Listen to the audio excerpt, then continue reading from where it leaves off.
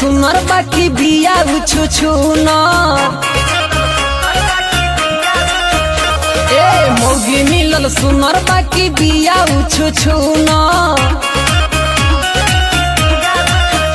रोजे उठे के लेट कहे बथता पेट रोजे उठे के लेट कहे बथता पेट चाहे खाली ओकरा घूमेला फॉर्च्यूनर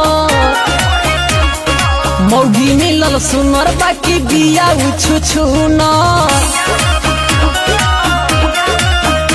ए मौगी मिलल सुनर बाकी बिया उछु छुना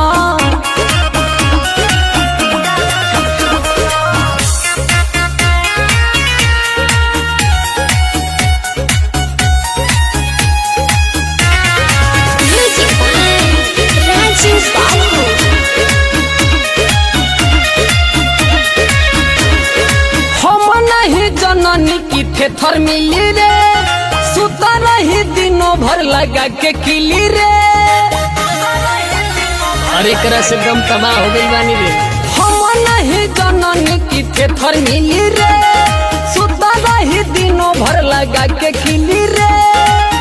गरम रहता माथा देखिए करहुना मौगी मिलल सुनर बाकी बिया उछु छुना मौगी मिलल सुनर बाकी बिया उछु छुना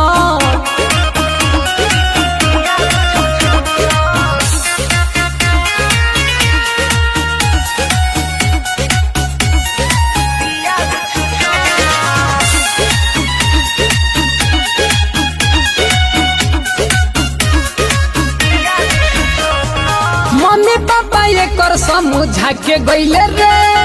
तब नहीं एकरा ज्ञान भइले रे मम्मी पापा एकर समझा के गइले रे तब नहीं एकरा ज्ञान भइले रे पप्पू बल्लू राजा कहे भइले अति सुना मेहर मिलल सुनर बाकी बिया उछु छुना मौगी मिलल सुनर बाकी बिया उछु छुना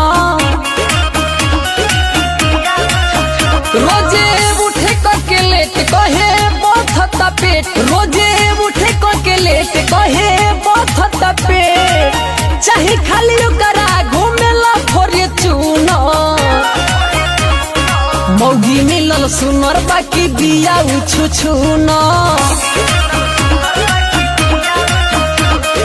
मौगी मिलल सुनर